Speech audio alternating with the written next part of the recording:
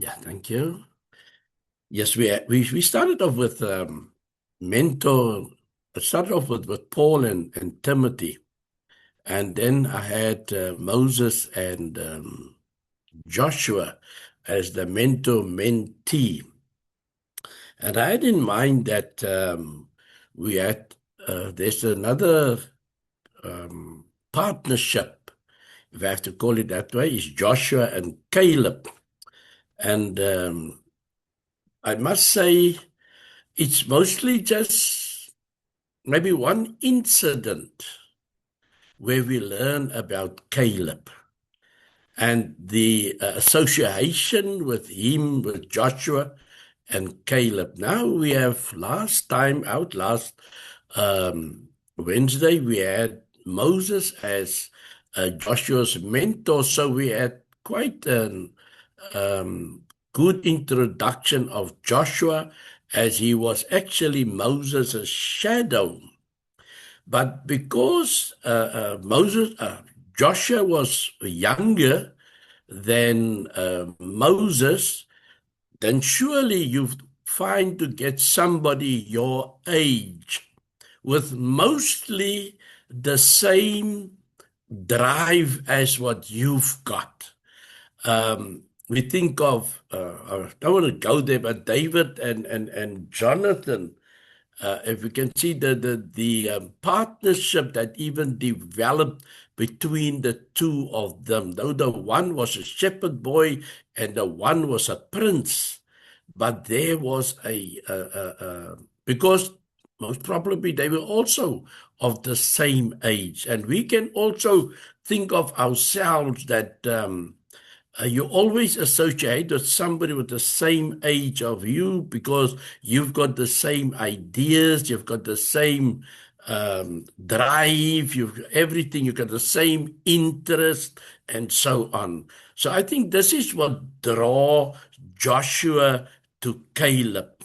As I went now through the Bible, I noticed that it's most just well, it's about two things that caught me concentrating on Caleb, but there's not much of a mentor mentee relationship. But as I say, because of Joshua's association with Moses, I am sure that the respect that they have for Moses and the discipline that developed between Joshua and Moses, we'll find that I'm sure when the two of them are together, Joshua and Caleb, they must talk about these things.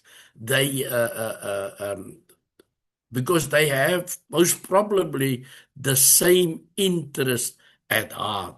Well, as I say, when we read about Joshua, that he was to was chosen by Moses to become the commander or the army leader. He had to go fight the Amalekites. I'm sure, although Caleb's name is silent, I am sure that Joshua was there at his right hand, or Joshua was covering his back, because the two of them was of the same mold, if I must put it like that. Because when we read, it would always say Joshua and Caleb, Joshua and Caleb. So I've got this then at my heading that there was two things. There was this faithfulness that drove the two of them. It was not that they were maybe strong, physically built strong, maybe like Samson or so, but the two of them had energetic faithfulness. Joshua received it from Moses, and I'm sure Caleb imitated Joshua.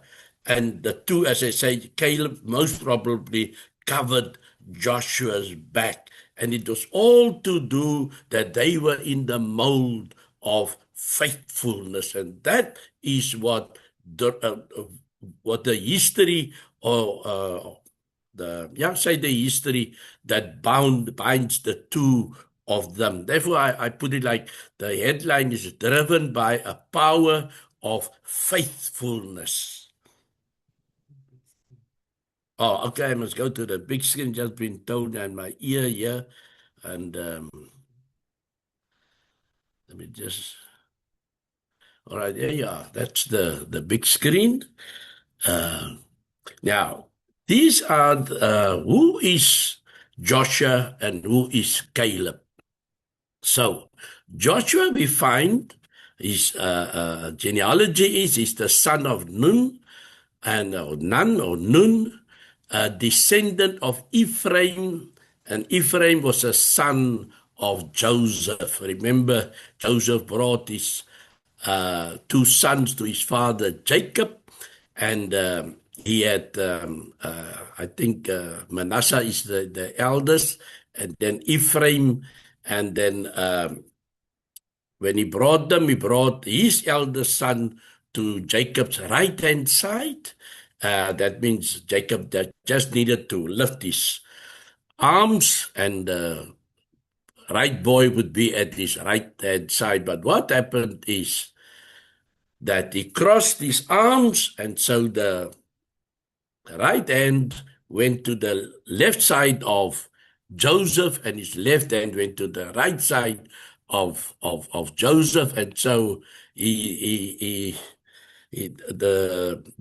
younger brother get the best blessing, and the eldest brother got a lesser blessing. But anyway, uh, Ephraim is a son of Joseph, and we read that in Numbers 13, verse 8, which it says that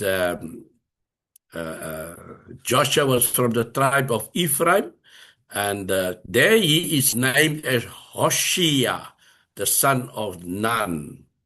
But his name is changed to Joshua in Numbers 13 and verses 16. Now, after Moses called out all the names of the tribes of Israel, and they must choose the leader in their tribe to become a spy. So, all right, just for interesting, he became Moses' assistant, and he was one of the 12 spies. Caleb again is the son of Jephunneh. He is the descendant of Judah. So, because what I want to say now is Joseph had two sons, and both his sons inherited when Joshua had to divide up the land, because remember, Levi did not receive an inheritance property, and that means that Joseph was one of them. He was one of the 12, but because Levi did not inherit, both his sons, Ephraim and Manasseh became heirs or inherited property or land to make up the 12 tribes of Israel. Caleb is just straightforward. He's a descendant of Judah, and he was one of the 12 spies, and that is written in Numbers 13, verses 6. He was from the tribe of Judah, Caleb, the son of Jephunneh. So these are now the two principal personalities that we're going to study tonight is Joshua and Caleb. As you can see, they were part and parcel of the 12 tribes of Israel. Now, this is where we read the introduction to Caleb and to Joshua. It is that they now on the border of the promised land.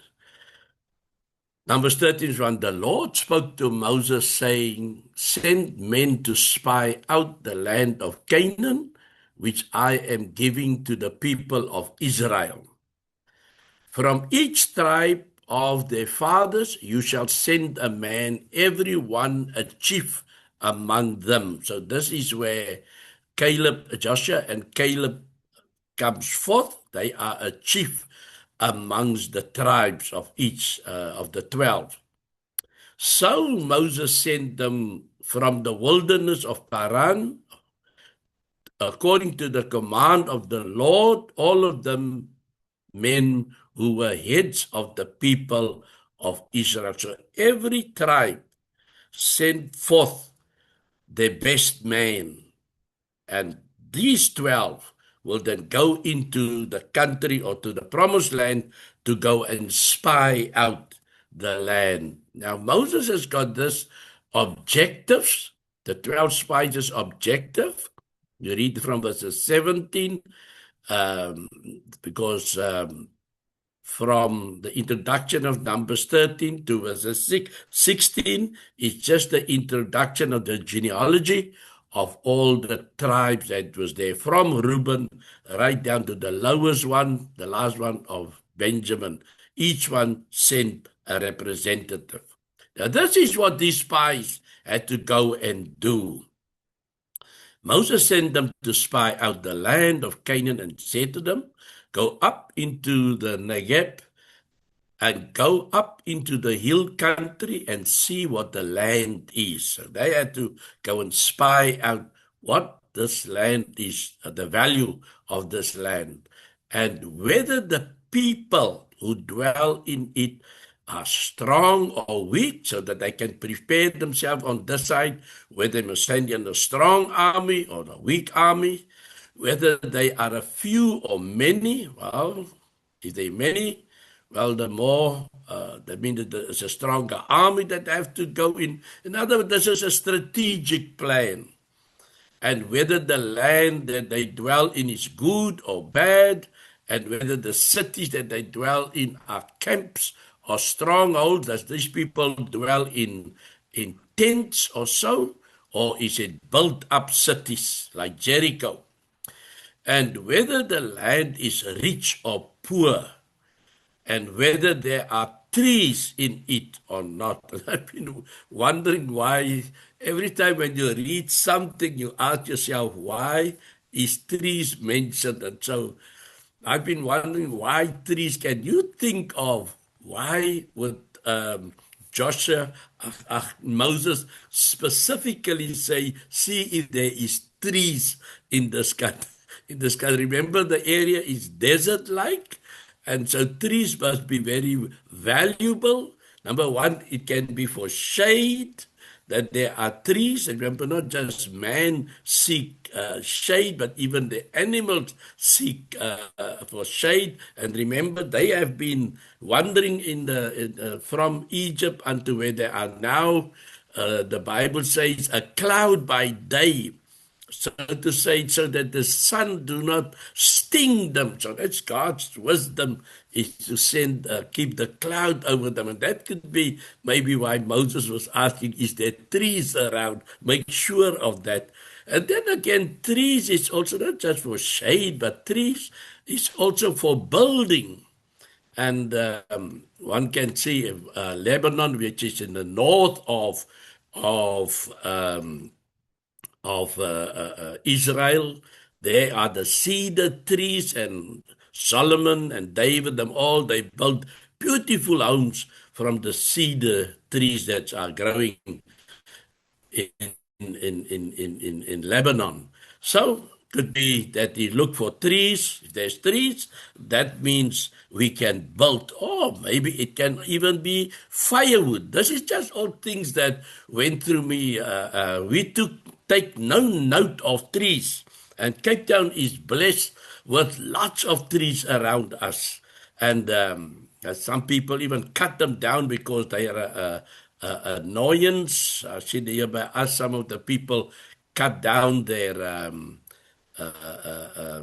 pine trees and so on, because they say the birds make a noise in the mornings and they still want to sleep, or it messes the floor of the in front of their house and so on. So they chopped down these trees and so on. So Moses had a good reason to ask if there is trees or so. And then he says, "Be of good courage and bring some of the fruit of the land." Well, that was, I can say, the proof is in the pudding. And now the time was the season of the first ripe grapes. So they went up and spied out the land of the wilderness of Zin to Rehob near Lebo Hamath. So these 12 tribes had an objective. This is what you have to go and do. Go and see how fruitful of how good is the land and bring back a good report. So the spies are now back, and we read at Numbers 13, 20, at the end of 40 days they returned from spying out the land. And they came to Moses and Aaron and to all the congregation of the people of Israel in the wilderness of Paran at Kadesh. They brought back word to them and to all the congregation and showed them the fruit of the land. And they told him, "We came to the land to which you sent us. It flows with milk and honey, and this is its fruit." Now we understand that they brought even a bunch of grapes, and it was so big that they had to put a pole between it, and two men had to carry this bunch of grapes to prove how fruitful is this country. Well, as I say, that was now the report of the 12, but then negativity sets in, and this is where Caleb and Joshua then comes to the fore. However, the people who dwell in the land are strong, and the cities are fortified and very large. And besides, we saw the descendants of Anak there. The Amalekites dwell in the land of Negeb. The Hittites, the Jebusites, and the Amorites dwell in the hill country. And the Canaanites dwell by the sea and along the Jordan. So that's what's his name? Moses said, "Spy out the people. I want to know what people are dwelling in there." So in verses 30, was a positive. After they said, now all these nations that dwell in there, Caleb now comes to the family. Here we come, Caleb's, I cannot say his stance in this whole matter. Remember, he's one of the spies. Joshua is also one of the spies. There was 12. Joshua and Caleb makes up the 2, and the other 10 is of the negative report. But Caleb quieted the people before Moses. I think he could see where this was going to. You know, when somebody speaks, then you can hear, is there trembling in their voices? Is there negativity in them? Are they spontaneous or are they down, you know? And he said, "Let us go at once and occupy it, for we are well able to overcome them."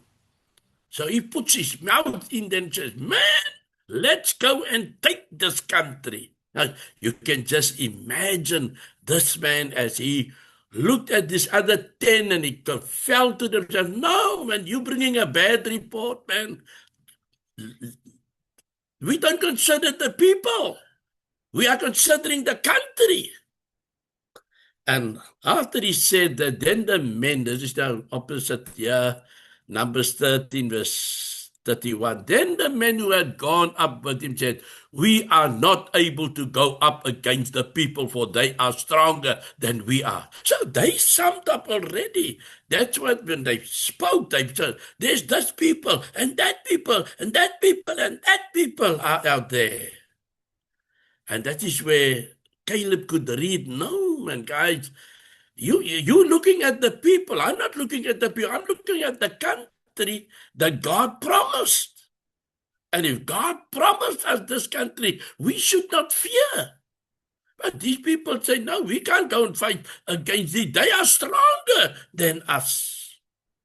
So they brought to the people of Israel a bad report of the land that they had spied out, saying, the land through which we have gone to spy out is a land that devours its inhabitants, and all the people that we saw in it are of great height. Wow. I don't know. How big a man have you met already? I have met men that are so big, I feel small against them. I've got to look up at them. And there's some men that are big. You can go into a mall where lots of men come together. Like that people go and shop or so, and then you can measure yourself up. Wow, this is a big guy. And immediately, maybe you think to yourself, I didn't want to stand in this guy's way. He's so big, he'll just walk over me. Or he'll take me by the scruff of my neck and just lift me off my feet. Now, we've seen big guys like that. At least they are not threatening. Most of probably they feel like they're happy guys because they know everybody sum them up and say, wow, this guy is big. And immediately there's fear in you. And this is what happened to these guys. I don't know, Theo is going to America.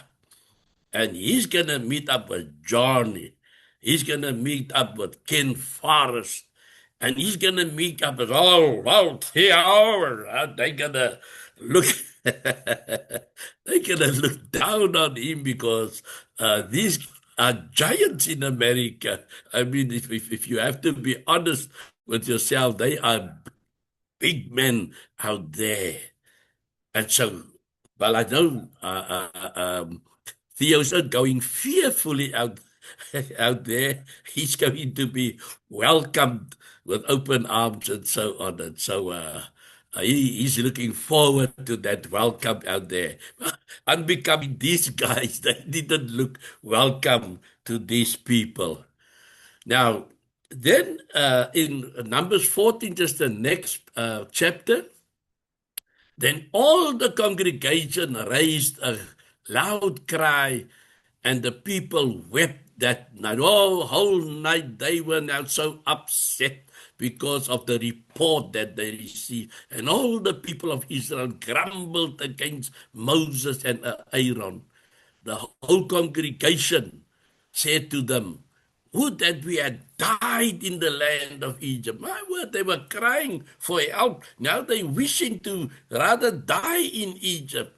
Or would that we have died in the wilderness. Why is the Lord bringing us into this land to fall by the sword?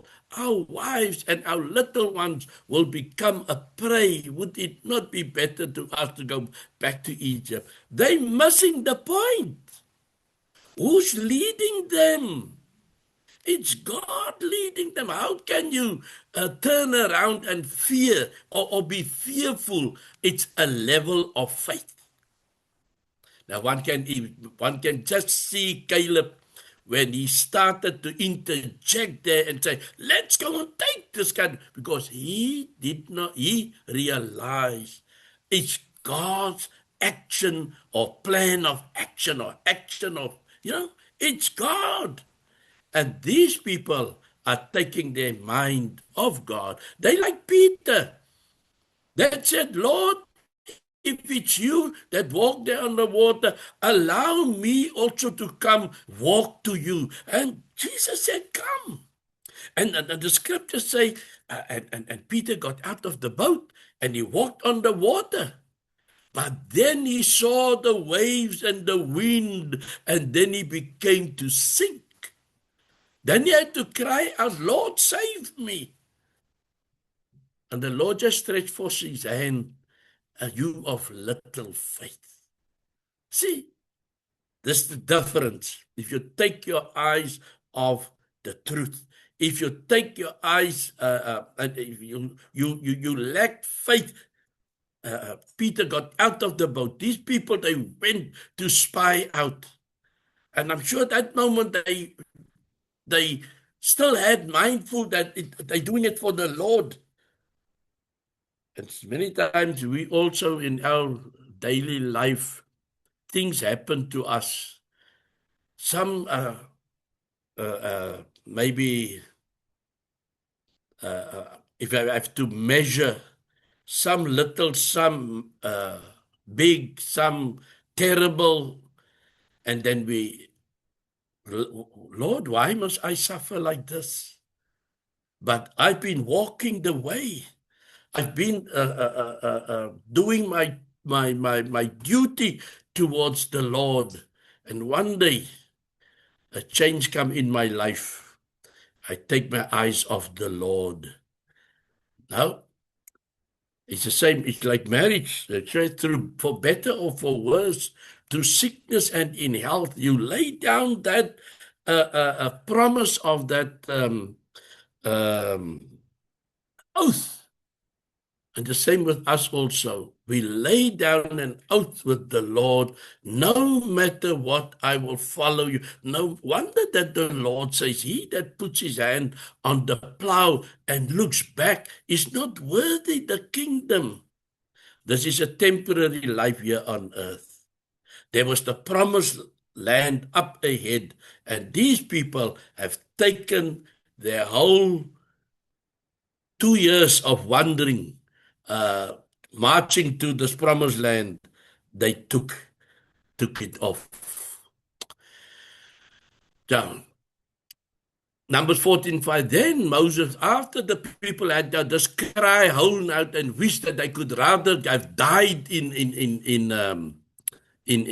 Egypt. Then Moses and Aaron fell on their faces before all the assembly of the congregation of the people of Israel, and Joshua the son of Nun, and Caleb the son of Jephunneh, who were among those who had spied out the land, tore their clothes and said to all the congregation of the people, the land which we passed through to spy it out is an exceedingly good land.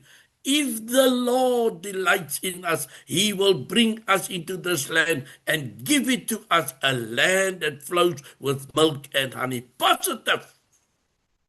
God is with us. But God was the manner of the people, their heart were in their shoes or in their feet. And then God, Jesus was so, it's almost like in Genesis in chapter 6, where God said, it makes my heart so sore that I made man. It's the same here. Numbers 14:20. None of the men who have seen my glory and my signs that I did in Egypt and in the wilderness, and yet have put me to the test 3 times, these 10 times, and have not obeyed my voice, shall see the land that I swore to give to their fathers, and none of those who despise me shall see it.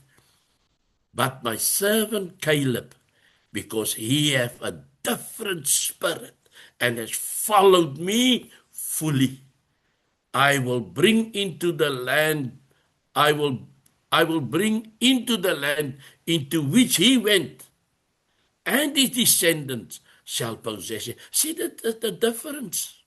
This is where Joshua and Caleb come to the fore. They stood up for God. Despite the majority of the people were against them, but they stood their ground. And now God is disappointed in these people. He said they will not go into my rest. They will die in the wilderness.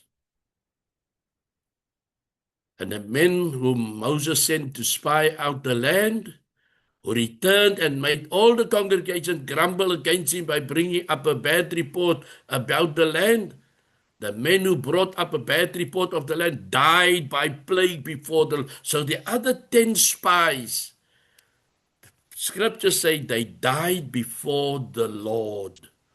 of those men who went to spy out the land, only Joshua, the son of Nun, and Caleb, the son of Jephunneh, remained alive. The Lord has spoken. The other 10, they paid the price for having no faith in God, where Joshua and Caleb has got this powerful faithfulness behind them. So Caleb was rewarded. He came afterwards to, up from there, they had to go to the desert and go and wander 40 years because I remember, maybe I don't have that verse in here, where God said from 20 years old, they must have been born on the way, or they were still babes when they came out of Egypt. But all of them, except for Caleb and Joshua and those under 20 years old, they survived the wanderings. And Caleb, the son of Jephunneh, the Kenizzite, said to him, he came now to Joshua. He said, you know what the Lord said to Moses, the man of God, in Kadesh Barnea, concerning you and me. He's reminding Joshua what Moses, instructions of Moses. And he says, I was 40 years old when Moses, the servant of the Lord, sent me from Kadesh Barnea to spy out the land. And I brought him word again as it was in my heart. But my brothers who went up with me made the heart of the people melt. Yet I wholly followed the Lord my God. This was the man Caleb, the man that stood with Joshua, and they stood for the sake of faith. They stood that the people could see in them. They are not scared. They've got God on their mind. But he says, he even repeats, my brethren lost it in the desert, but now they in the promised land. They crossed the Jordan River. They fought for 5 years and to distribute the land amongst them. And he was one of the last to come and say, right, Joshua, what is my inheritance? And in Joshua 14, leaving now Numbers, we're going to Joshua 4 now. Behold, the Lord has kept me alive. That is now Caleb speaking, just as he said these 45 years since the time that the Lord spoke this word to Moses, while Israel walked in the wilderness. And now, behold, I am this day 85 years old. Remember the previous verse said he was 40 when they went out to spy. Is now 40 years they dwelt in the wilderness. 5 years they fought all the nations that was around them to push them out of the land. He's now 85 years old. He says, I am still as strong today as I was in the day that Moses sent me. My strength now is as my strength was then for war and for going and coming. So now, give me this hill. This one makes it so soft. I like the King James Version, which says, now give me this mountain of which the Lord spoke on that day. For you heard on that day how the Anakim were there with great fortified cities. It may be that the Lord will be with me, and I shall drive them out, as the Lord said. Now, these are the people, this Anakim. Remember, they said the children of Anak was there. The giants, we looked like grasshoppers in front of them. And the very last battle that Caleb had to fight, he had to go and take on this giants. And he won the battle. Then Joshua blessed him and gave him Hebron to Caleb, the son of Jephunneh, as an inheritance. Now, for us today, no one can serve two masters, for either he will hate the one and love the other, or he may be devoted to the one and despise the other. You cannot serve God and money. Some versions say you cannot serve God and mammon, but most of the new translations say that mammon is actually money, wealth. So, Caleb and Joshua, they stand out today that they served only one master. Therefore, they did not fear. The other people, the other 10 spies, unfortunately, they were weak and they took their eyes off the Lord that made so many sacrifices, if I have to use that word, because the scripture says, I have made so many miracles and showed them on the way while they was traveling. None of that mattered because maybe they want to serve two masters. The one you will love, the other one you will hate. The one you will be devoted to, the other one you will despise. You cannot serve two masters. Romans 8:28 says, and we know that for those who love God, all things work together for good, for those who are called according to his purpose. Caleb and Joshua, the two of them were working together. They were together in it, and they loved the Lord. They loved his commands. They knew nothing. If you remember, Moses spoke to them. You will receive a country, houses that you didn't build, farms that you didn't plow, everything, harvest time and everything will be ready for you. But do not forget the Lord. And so, we know, for those who love God, all things work together for good, for those who are called according to his scripture, to the purpose. Most of my brothers, my church, we here in South Africa has gone now through some testing trials, and we prayed for the Lord to keep everyone safe. It's just a means for us to, where is our faith? So I pray the Lord that Joshua and Caleb's history will strengthen our faith. And always we will say, never fear when God is near. Always know why you dedicated your life to him. And one can say, even if it's uphill or downhill, we will serve the Lord. So, brethren, let us keep on keeping on. Our brother Andy Baker had last time that keep on keeping on, something like that. Over to you, True. Theo. We will keep on keeping on. Thank you so much, Brother Stephen. Very, very encouraging, brother. Very insightful. Wonderful, wonderful example again of how God used mentors and mentees, and they all made a difference in people's lives. I love that as they were trained and as they went and did what they needed to do, others around them benefited, and we have the same model today. There's people that go and study, go and preach and do what they do, and others benefit off that. Very, very encouraging, brother. Thank you very much. Much, much appreciated. We're going to have our final hymn.